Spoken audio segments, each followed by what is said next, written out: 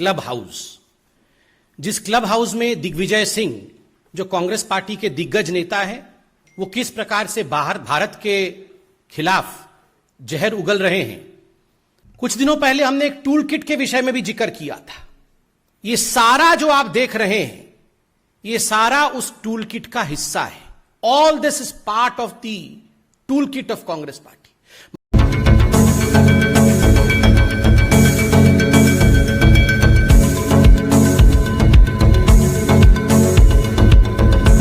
लोगों का बहुत धन्यवाद। आज आप यहां उपस्थित हुए हैं इस महत्वपूर्ण प्रेस वार्ता के लिए।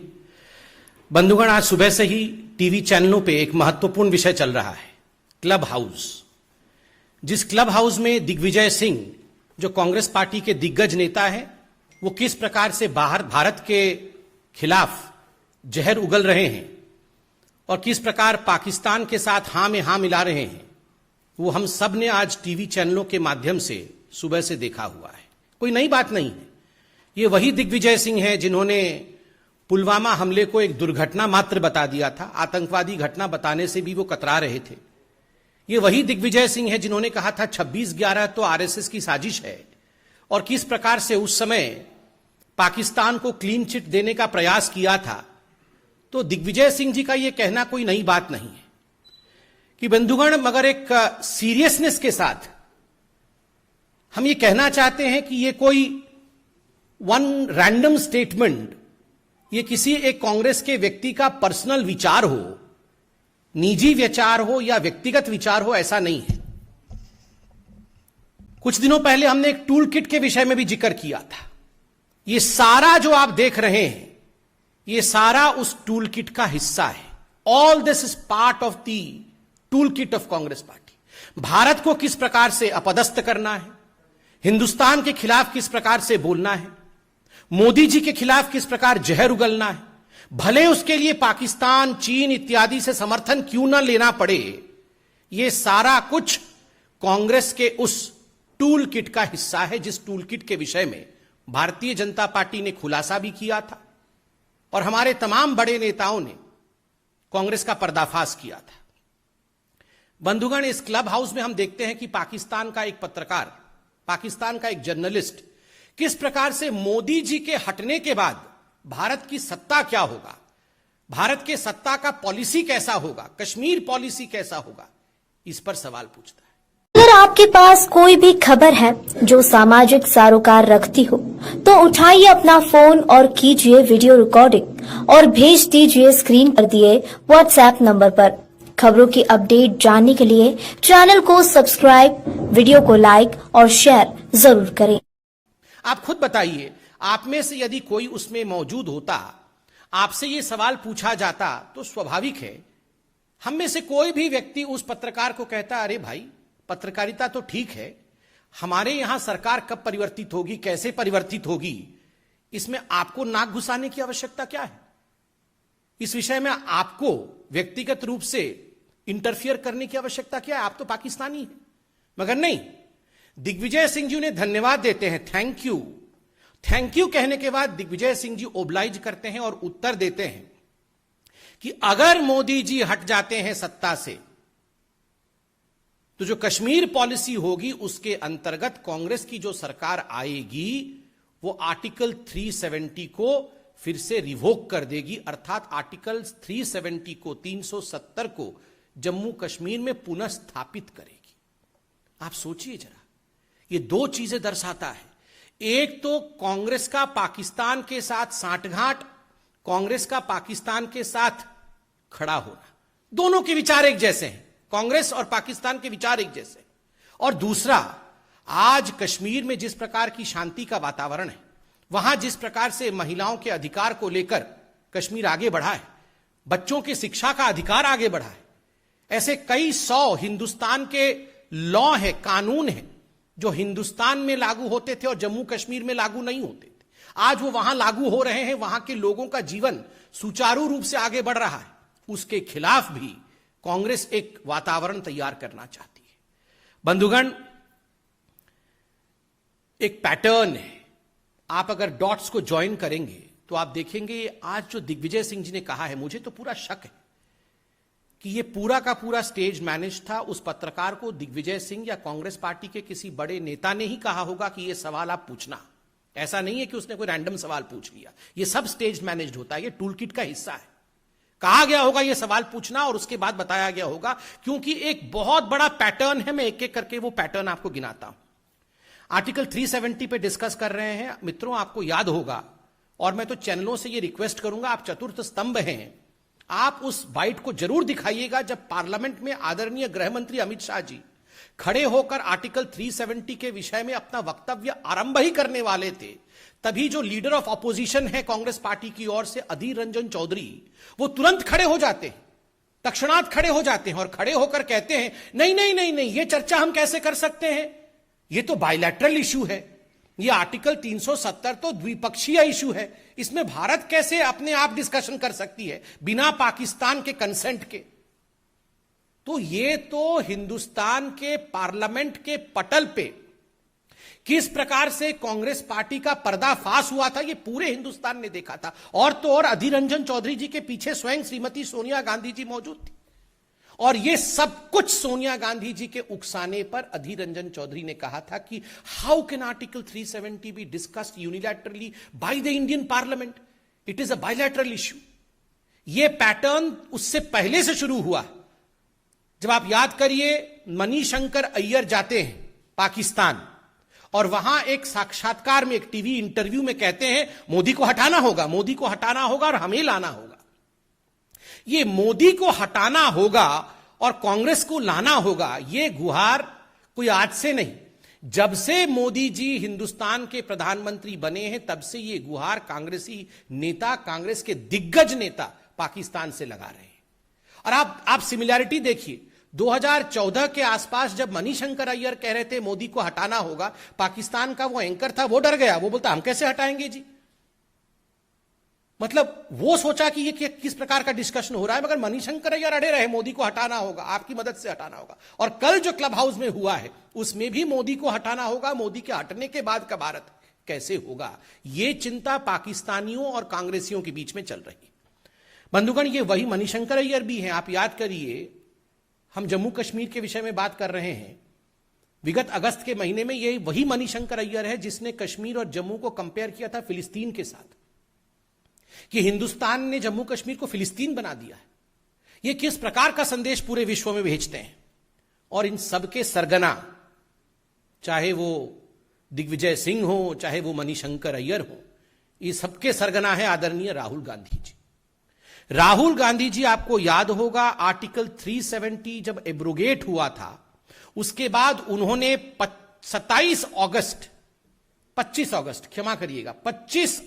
2019 को एक ट्वीट किया था और उन्होंने कहा था आर्टिकल 370 हटा करके हिंदुस्तान की सरकार ने एक भारी गलती कर दी है और बहुत बड़े रूप में जम्मू कश्मीर में लोगों के ऊपर आक्रमण हो रहा है। हजारों लोगों के, एक बाइट में उन्होंने कहा था पार्लियामेंट के बाहर, हजारों लोग हताहत हो गए हैं, मारे गए हैं, और इंडिया में जम्मू कश्मीर में कोई डेमोक्रेसी और लोकतंत्र नहीं है। नतीजा, 25 तारीख को राहुल गांधी ये ट्वीट करते हैं और 27 तारीख को, 2 दिन बाद, एक डोसियर बना करके, एक चिट्ठी लिख करके इमरान खान, पाकिस्तान के राष्ट्राध्यक्ष इमरान खान, इसे यूनाइटेड नेशन, संयुक्त राष्ट्र में डिपॉजिट करते हैं और कहते हैं देखिए ये इंडिया का वक्तव्य है, ये इंडिया के ऑपोजिशन लीडर का वक्तव्य है।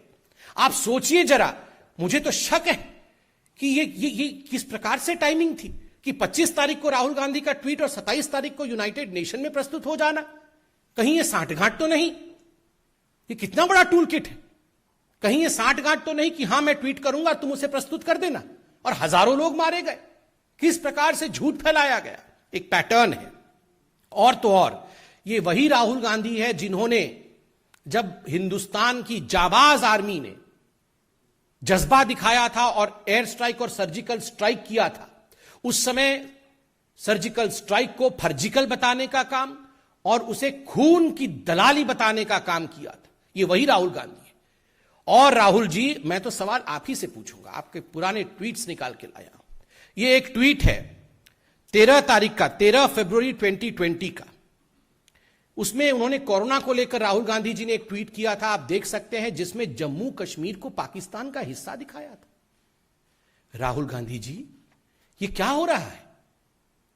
दिग्विजय सिंह जी आज पाकिस्तान के साथ खड़े हैं, मणिशंकर अय्यर खड़े हैं, आप ऐसा एक नक्शा भारत का ट्वीट करते हैं जिसमें जम्मू कश्मीर जो है वो पाकिस्तान का हिस्सा है। ये क्या हो क्या रहा है? देखिए, उसी पैटर्न के अंतर्गत शशि थरूर, आपको याद होगा, हिंदू पाकिस्तान में कोरोना का मैनेजमेंट इतना बढ़िया हो गया कि शशि थरूर जी को जलन हो रही थी, वो भी फर्स्ट वेव में। उन्होंने 18 अक्टूबर 2020 को पाकिस्तान को संबोधित करते हुए ऐसे ही एक क्लब हाउस, उस समय क्लब हाउस नहीं खुला था, उस समय कुछ वेबसाइट, वेब चैट वगैरह था, उस वेब चैट में कह रहे थे कि मुझे तो जलन हो रही है, पाकिस्तान कितनी खूबसूरती के साथ कोरोना का मैनेजमेंट कर रहा है।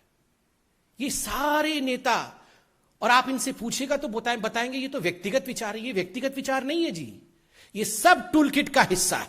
बी हरिप्रसाद, इनके इतने बड़े नेता, कर्नाटक से, और उन्होंने कहा पुलवामा का जो हमला हुआ वो मोदी जी और इमरान खान, इन दोनों ने मिलकर साठगांठ के साथ कराया है।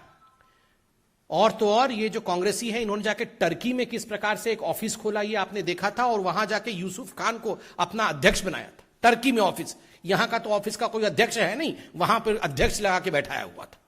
ओसामा जी, हाफिज सईद जी, ये सब तो आप जानते ही हैं।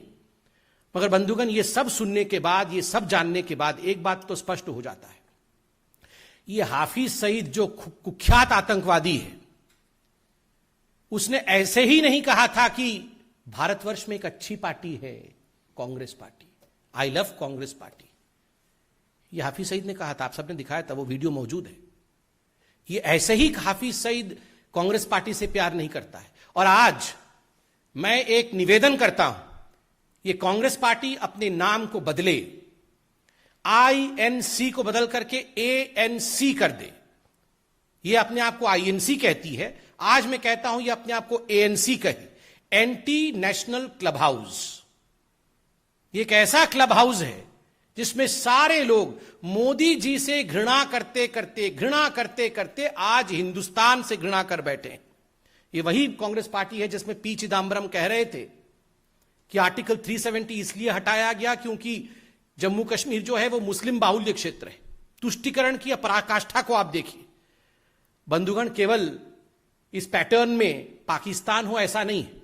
इस टूल किट में चाइना पाकिस्तान एक्सेस भी था। इस टूल किट में 2008 में जो MOU साइन किया गया सोनिया जी और राहुल जी द्वारा, और काफी डोनेशन, करोड़ों में डोनेशन जो कांग्रेस के अकाउंट में चाइना से आया, ये सब यूं ही नहीं हुआ है।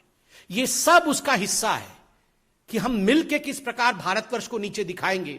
कश्मीर में आर्टिकल 370 पुनः स्थापित करने के लिए चीन, पाकिस्तान इत्यादि के साथ मिलकर काम करेंगे। ये 2008 में MOU का भी हिस्सा है।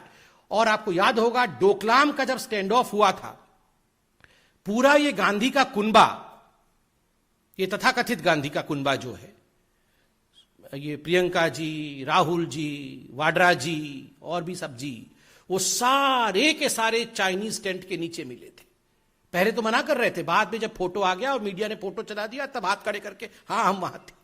आप बताइए ये किस प्रकार की राजनीति कांग्रेस पार्टी कर रही है। आज भारतीय जनता पार्टी इस मंच से आज हम ये डिमांड करते हैं कि दिग्विजय सिंह जी ने पाकिस्तान के एक पत्रकार को जिस प्रकार से मोदी के हटने के बाद भारत कैसा होगा, उसमें हम आर्टिकल 370 को बहाल कर देंगे। इस पर सोनिया गांधी जो कि अभी कार्यकारी अध्यक्ष है, और राहुल गांधी जिनको भविष्य में वो अध्यक्ष बनाना चाहते हैं शायद कांग्रेस पार्टी, दोनों क्या सोचते हैं? क्या ये कांग्रेस का राय है या नहीं है? हम चाहते हैं इसमें राहुल जी एक प्रेस कॉन्फ्रेंस करके देश को संबोधित करें और इस सच्चाई को देश के सामने रखें। बहुत बहुत धन्यवाद। ये सवाल हो तो पूछें।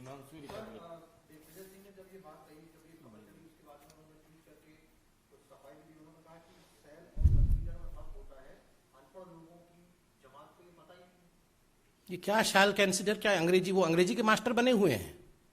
देखिए, शैल कंसिडर कुछ नहीं होता है। We all know that he is anti Indian. ये शैल कंसिडर, ये अंग्रेजी का क्लास ना खोलें, बिल्कुल स्पष्टता के साथ बताए उन्होंने ये क्यों कहा कि आर्टिकल 370 को वो बहाल करेंगे। उन्होंने एक पाकिस्तानी जर्नलिस्ट को, जब उस जर्नलिस्ट ने कहा कि मोदी के हटने के बाद, उनको वहीं रोकना चाहिए था कि आप कौन है, मोदी के हटने के बाद हम क्या करेंगे, ये तो डेमोक्रेटिक कंट्री है, हम डेमोक्रेटिक तरीके से काम करते हैं। तो ये शाल और कंसिडर इस प्रकार की अगर अंग्रेजी का विषय है तो वो शशि थरूर जी को बताएं, हमें ना बताएं। और कोई question? Arvind Kejriwal corona management को लेकर अभी उन्होंने बयान दिया है, कहा है कि काफी दिक्कत थी उस वक्त और अभी तैयारी पूरी कर रहे हैं। देखिए, अभी अरविंद केजरीवाल जी जो दिल्ली के मुख्यमंत्री हैं, उन्होंने प्रेस कॉन्फ्रेंस किया और उन्होंने प्रेस के माध्यम से संबोधित करते हुए कहा कि वो दिन रात युद्ध स्तर पे थर्ड वेव की तैयारी कर रहे हैं, टैंकर इत्यादि ला रहे हैं, ऑक्सीजन प्लांट भी बना रहे हैं, वो सब कुछ कर रहे हैं। मगर हम तो इसमें राजनीति नहीं करना चाहते हैं और ना ही इस विषय को लेकर हम लोग रोज टीवी पे आते हैं। मगर चूंकि आपने सवाल पूछा है, अरविंद जी अगर यही तैयारी सेकेंड वेव से पहले कर लेते तो कितना बढ़िया होता। सेकेंड वेव ही नहीं होता। सेकेंड वेव से पहले वो केवल एडवर्टाइजमेंट करते थे और हर दिन टीवी ऑन करिए तो सुबह दोपहर शाम हमेशा टीवी पे दिखते थे। 1000 करोड़ रुपए उन्होंने टीवी के एडवर्टाइजमेंट पे खर्चा किया। हम तो बहुत सम्मान के साथ, क्योंकि हम राजनीति में विश्वास नहीं रखते हैं, टकराव में बिल्कुल विश्वास नहीं रखते। हम तो चाहते हैं कि यही 1000 करोड़ रुपए अगर उन्होंने खर्च किया होता तो ऑक्सीजन डिलीवरी भी होती घर घर पे और फल फ्रूट भी घर घर पहुंच जाते लोगों के, सब लोग स्वस्थ होते। आज वो एक एडवर्टाइजमेंट चल रहा है कि बहुत सारे ऑक्सीजन के सिलेंडर रखे हुए हैं और अरविंद केजरीवाल जी मास्क पहन के उन ऑक्सीजन सिलेंडर के बीच में चल रहे हैं, कभी आ रहे हैं कभी जा रहे हैं, और वो बोल रहे हैं कि हम तैयारी कर रहे हैं। मगर सेकेंड वेव के समय तो आप बोल रहे थे कि हमें तो केंद्र सरकार काम नहीं करने दे रही है। आज आप बोल रहे हैं हम ऑक्सीजन प्लांट लगा रहे हैं, ऑक्सीजन सिलेंडर हम प्रोक्योर कर रहे हैं। आज तो मोदी जी नहीं रोक रहे हैं। मोदी जी ने फरवरी के महीने में ही दिल्ली सरकार को कोरोना के सेकेंड वेव के लिए चेता दिया था, पूरी तरह से चेता दिया था, लिखित में चेताया था। मगर मुझे दुख के साथ कहना पड़ रहा है, क्योंकि हम राजनीति नहीं करना चाहते हैं, कि अरविंद केजरीवाल जी एडवर्टाइजमेंट करने में व्यस्त रहे, वो सेकेंड वेव की तैयारी वो कर नहीं पाए। अब कहीं ना कहीं उनके मन में एक ग्लानि है, तो ये थर्ड वेव आएगा उसकी तैयारी कर रहे हैं, उसकी अब वो एडवर्टाइजमेंट कर रहे हैं। थर्ड वेव ना आए, हम सभी तैयार रहें, ये हम चाहते हैं। बहुत धन्यवाद।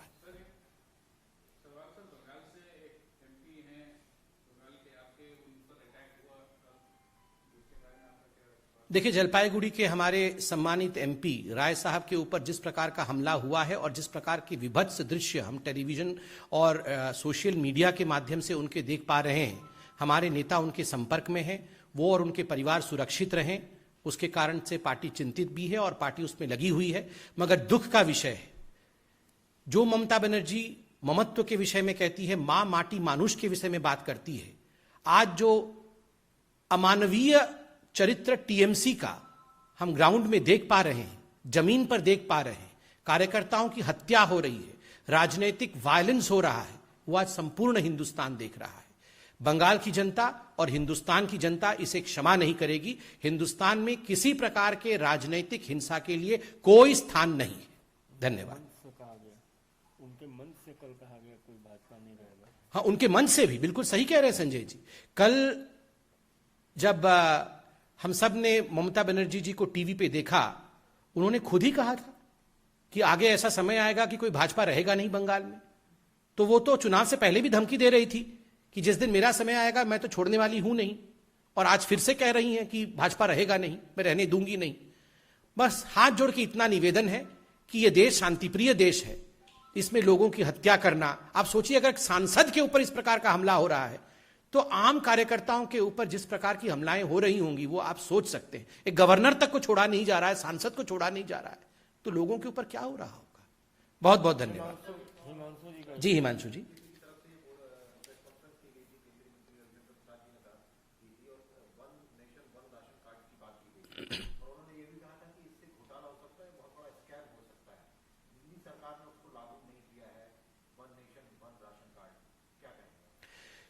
देखिए, दिल्ली सरकार जिस प्रकार की ड्रामा कर रही है वो हम सब जानते हैं। घर घर राशन पहुंचे, हर गरीब तक राशन पहुंचे, इसकी चिंता आज मैं धन्यवाद देते हुए कहूंगा कि नरेंद्र मोदी जी ने फर्स्ट वेव से ही किया और 80 करोड़ हिंदुस्तान की जनता को घर घर राशन पहुंच रहा है, उनको राशन मिल रहा है।